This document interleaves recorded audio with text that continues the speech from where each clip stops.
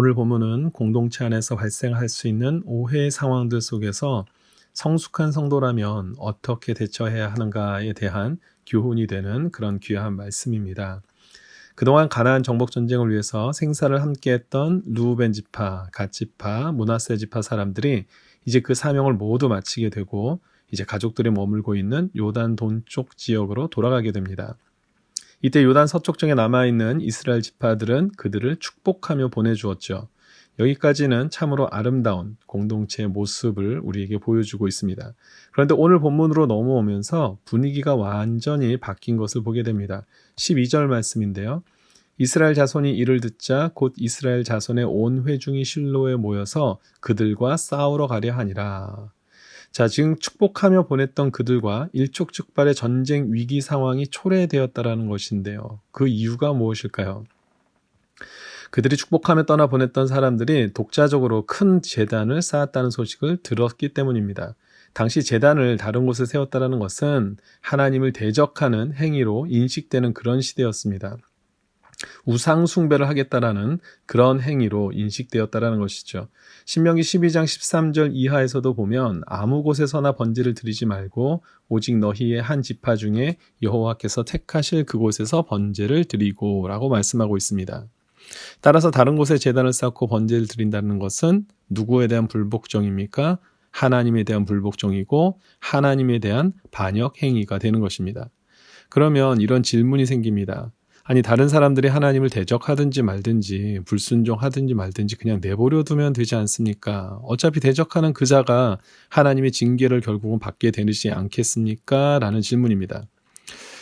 그동안 이스라엘 역사를 돌아보면 누군가의 불순종과 반역의 모습은 그 사람으로 끝나는 것이 아니라 이스라엘 전 민족으로 확대되어서 고통받았던 사례들을 많이 보게 됩니다.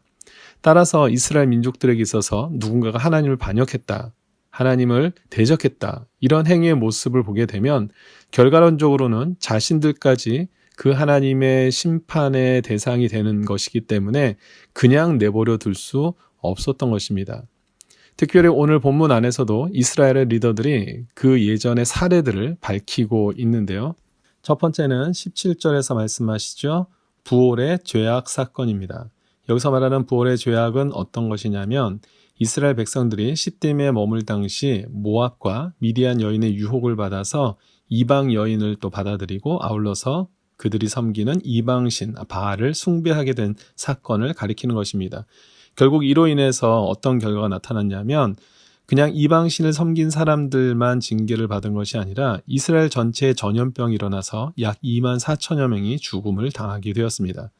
소수의 우상 숭배로 인한 결과이지만 온 민족에게 임했다는 사실은 세월이 많이 흐른 뒤에도 여전히 그들로 하여금 공포와 두려움에 빠뜨리기에 충분하게 된 것입니다. 자, 두 번째는 20절에서 밝히고 있는 셀의 아들 아간 사건입니다. 아간의 범죄는 우리에게 너무나 잘 알려진 사건인데요. 여리고성 전투에서 승리한 이스라엘이 그 다음 상대인 아이성 전투에서는 매우 치욕스러운 참패를 당하게 됩니다. 이 참패의 원인이 어디 있었습니까? 바로 아간의 범죄로 인한 것이었다는 것이죠. 아간 한 사람이 하나님 말씀을 무시하고 전리품을 챙긴 것이 결과적으로는 온 민족의 아픔으로 찾아오게 된 것입니다. 옛말에 자라보고 놀란 것은 소뚜껑 보고 놀란다라는 말도 있는데요. 이런 역사의 트라우마를 가지고 있었던 이스라엘 민족으로서는 현재 벌어지고 있는 두 지파 반의 반역적인 행동을 그냥 좌시할 수가 없었습니다. 안 그러면 또다시 이스라엘 전체가 큰 아픔을 당할 수 있기 때문에 그런 것이죠. 따라서 이들의 잘못을 민족의 이름으로 징계하고자 했던 것입니다. 그런데 그렇게 하기에 앞서서 이들에게 나타난 성숙한 성도의 모습이 있었습니다. 그것을 우리에게 보여주는데요. 그것은 바로 제사장 비느하스를 중심으로 해서 각 지파마다 대표자 한 명씩을 선출해서 요단 서쪽에 있는 지파들에게 보내는 것입니다. 그래서 이스라엘의 입장을 전하고 그들의 반응을 살펴보고자 했던 것입니다. 즉 대화를 통해서 그들을 이해해 보려고도 하고 또 그들의 가지고 있던 생각을 전달해 보려고 했다라는 것이죠. 그렇습니다. 성숙한 성도는 누가 성숙한 성도인가? 상호 간에 불미스러운 상황이 생겼을 때 감정에 따라서 혹은 정해진 룰에 따라서 너무나 성급하게 판단하고 무조건 진행하기 전에 서로 간에 화목할 수 있는 방법을 먼저 찾아보는 사람입니다. 로마서 12장 18절에 보니까 할 수 있거든 너희로서는 모든 사람과 더불어 화목하라. 그렇습니다. 그러기 위해서는 어떻게 됩니까? 상대방이 먼저 나를 찾아오기를 바라는 것이 아니라 내가 먼저 손을 내밀어서 그들과 함께 대화의 장을 열려고 하는 그 모습이 바로 성숙한 성도가 나타나는 모습이라는 겁니다. 세상적인 관점에서 본다면 어떻습니까? 당신은 기싸움에서 진 거야 라고 그렇게 평가받을 수도 있겠지만 하나님 관점에서는요, 이것이 너무나 아름답고 성숙한 성도의 모습이 되는 줄 믿습니다. 그런데 오늘 본문은 여기서 그치지 않고 사절단으로 찾아간 그들이 특별한 제안을 하게 됩니다. 19절 말씀인데요. 너희의 소유주가 만일 깨끗하지 아니하거든 여호와의 성막이 있는 여호와의 소유주로 건너와 우리 중에서 소유지를 나누어 가질 것이니라. 지금 무슨 말을 하고 있습니까? 요단 동쪽 땅이 마음에 들지 않으면 지금이라도 서쪽으로 모두 넘어오라는 겁니다. 그러면 우리가 가지고 있었던 모든 땅들을 다시 분배해서 너희들에게도 나누어 줄 테니 같이 살자라고 지금 그렇게 제안을 하고 있습니다. 그런데 사실 이렇게 되면 기존의 9지파 반의 땅들은 어떻게 됩니까? 더 줄어들 수밖에 없지요. 희생을 할 수밖에 없습니다. 하지만 이러한 희생을 통해서라도 이스라엘 민족이 하나 되길 원하는, 또 관계를 깨지 않고자 하는 이 성숙한 그리스도인의 모습이 그들에게서 나타나고 있는 것이죠.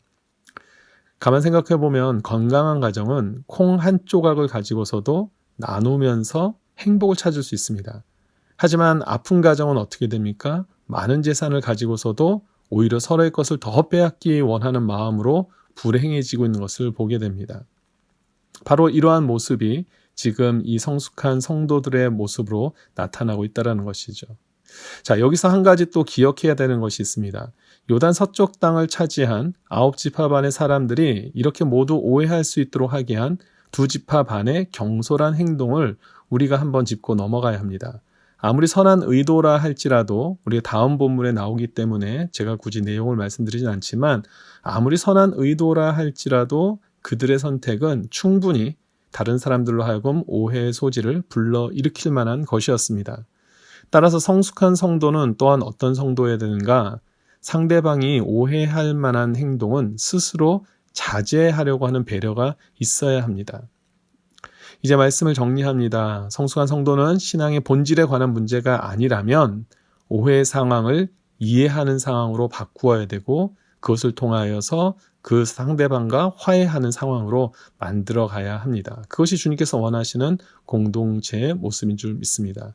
우리 오렌지 한인교회가 오해의 상황을 벗어나 서로를 이해하게 되고 또 모두가 이해하는 가운데 화해하여서 정말 능력의 공동체로 계속해서 쓰임받게 되기를 주님의 이름으로 축원드립니다. 아멘.